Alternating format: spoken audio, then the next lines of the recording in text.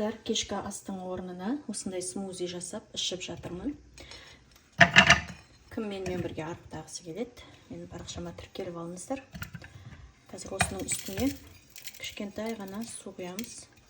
Бір кесе болатындай.